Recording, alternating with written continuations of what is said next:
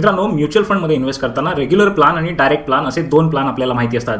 जेव्हा आपण ब्रोकरच्या through plan घेतो त्यावेळेला मोस्ट ऑफ द केसेसमध्ये तो रेग्युलर प्लॅन असतो. रेग्युलर प्लॅनमध्ये आपल्याला 1% जे आहे ते ब्रोकरला द्यावे लागतात किंवा जे ॲडवायझर आहेत त्यांना द्यावे लागतात.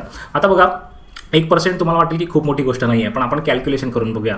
समजा तुम्हाला एक ॲडवाईस मिळाली की 10,000 रुपये तुम्हाला मंथली इन्व्हेस्ट करायचे आहेत, असं तुम्ही 20 वर्षासाठी केलं आणि साधारण 11% रेट ऑफ रिटर्नने तुम्हाला म्युच्युअल फंडने रिटर्न दिलेले आहे. तर याचा अर्थ 20व्या वर्षाच्या शेवटी तुम्ही 87 लाख रुपये कमावलेले असतील.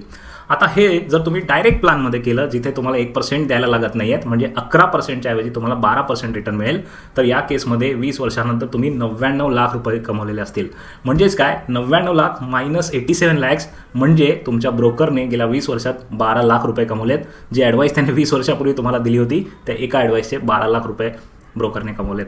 एवढी मोठी अमाऊंट ब्रोकरला देऊ नका. डायरेक्ट प्लॅन निवडा म्युच्युअल फंडचा आणि 12 लाख रुपये तुमचे वाचवा.